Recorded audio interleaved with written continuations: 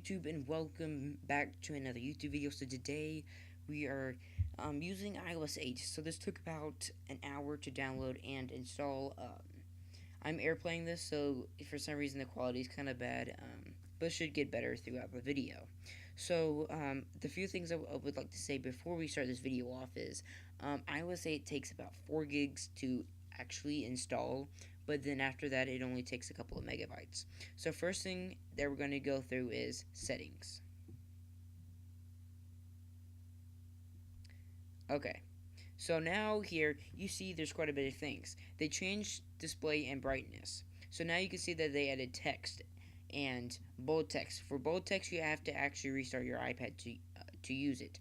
I will not be restarting it because I don't want bold text. If you want bold text, you can do that too. General. We can go to about. You can see I had about 5 gigs, so it did take about a gig, but nothing hugely out of the blue there. Siri has not really changed, but you can now do the Hey Siri. Which so you can speak to Siri without pressing the home button by saying Hey Siri when connected to power. So I don't know what that means. I guess whenever you're connected to power, so I'm gonna go get my cord here. So I guess what that means is if we're connected to a power source, we can say, "Hey Siri." So we're gonna go ahead and try that out right now. So I'm going to grab my charging here. I don't know what it means by power, if you're holding the power button or anything like that. So let me go ahead and just plug my iPad in here. Okay. Hey Siri. There you go. Siri is now open and available. Hey Siri is now open and available. So that is amazing. You have to have it plugged into a power source, which means very, very weird because I don't understand why you have to have it plugged in. But I guess when you reach a certain amount of power or whatever, you have to have it in. And you can see what I'm saying right now. Quite a bit of stuff. So yeah. Okay, so let's X out of this. I can go ahead and unplug my iPad here. So now you know you can do the Hey Siri. Obviously, we know that does not work if you don't have it plugged into a power source. I'm hoping that they change that pretty soon here. Yeah, they didn't update much other stuff.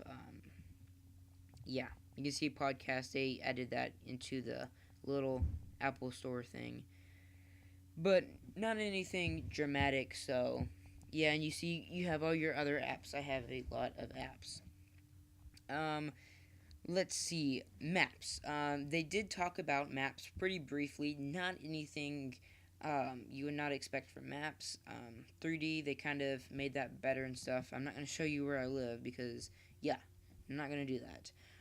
But let's go into this. Yep, you all love and know it. We could do the flashlight and everything. Yes. Um, this is Control Center. They've basically made it better. You can do everything that you could from iOS 7, but they just made it flatter. I guess they're going with a flat look there. Airdrop's the same. All that's good. So now let's go into iBooks. That was weird. Okay. So I have a lot of books, so it's going to take a while. Well, not really. So you can see that there's a lot of books here. They didn't really change anything here. Made it a little bit flatter. Nothing huge. Podcast. This is when it gets to the best part. Podcast is amazing for a few reasons. Because this. You now get podcasts without even downloading it, so it's already on the run. I'm going to have some downloads here, which should not be downloading. Oops. This might be what's causing my internet to go down right now. Okay. Now let's go into tips. Whoa, 400. That's a lot. So if you're using podcast, make sure you don't have your rest of your family using your same podcast also. So now let's go to the very beginning. When you first start out on iOS 8, you'll still always get this. So this is showing you how to use it. So let's say you bought your mom this or your grandma or whatever, and they don't know how to use it. Well, just tell them to click on this app and they know everything, or at least what's on iOS 8. This basically tells you what's on iOS 8. This could help, so you can now take selfies on a timer, all that stuff, all with the tips. Now let's go into the search. Spotlight search. You know this is on Mac, you know this is on the iPhone. Well, they added it here. So now, in addition to searching your what? Um, okay, I don't know. Okay, so it's updating everything.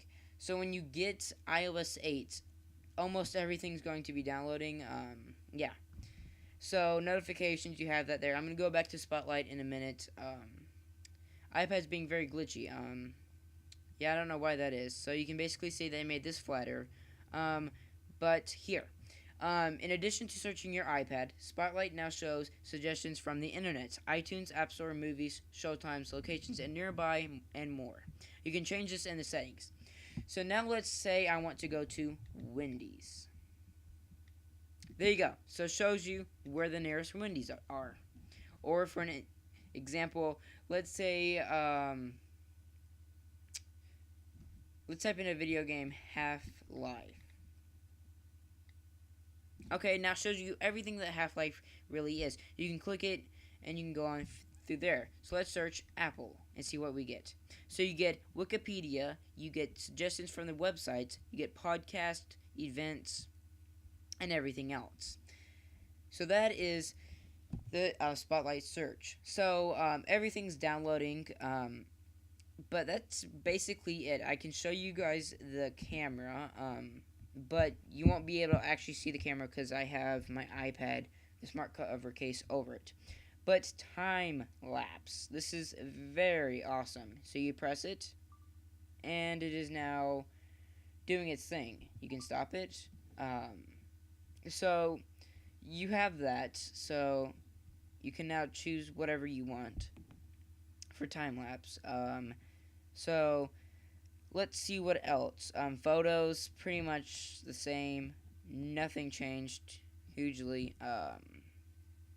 400 podcast obviously is there. So that's basically iOS 8.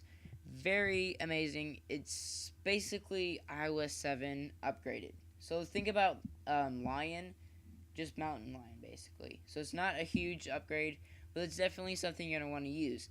If you have an iPhone 4S, I recommend staying to the iOS 7 because iOS 7 was still pretty laggy on the iPhone 4S.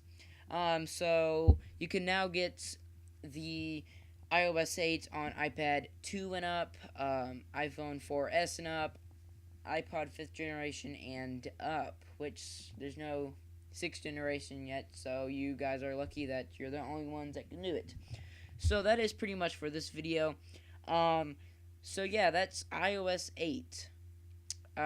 Fast, amazing, and everything's downloading. So I'm guessing, let's actually go into the App Store before I end this, because the App Store had an update also. Let me see if I can show you guys something here. But before I end this video off, let me know what is your favorite feature of iOS 8. So, wow. We have everything new. So they basically changed the way it is. I want to show you guys. They've added something here. Let me see if I can get it to there. Apple doesn't have it either. Because you can now do videos off of the store, so you can now see what the games look like from there. Let me see Five Nights at Freddy if he has it. Yeah, that's very weird. You can watch videos from here to see what the apps look like instead of actually buying it and like, oh no, I don't actually want this. But as you can see, none of these have videos just yet.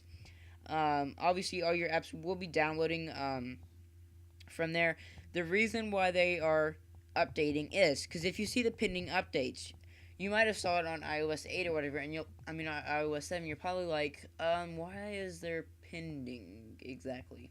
Well, they're pending for a reason. They're actually pending because of iOS 8. They had to wait until iOS 8 came out to actually upload it. So this was basically publishing a YouTube video on a time date. So this is what this is doing. So you'll probably get quite a few updates from there when you do update your iPad or iPhone. So guys, I'll see you guys in the next one. My next video will be a comparison of iOS 7 to iOS 8. If you want to see that one, make sure you give this video a thumbs up, and I will see you guys in the next one. Goodbye.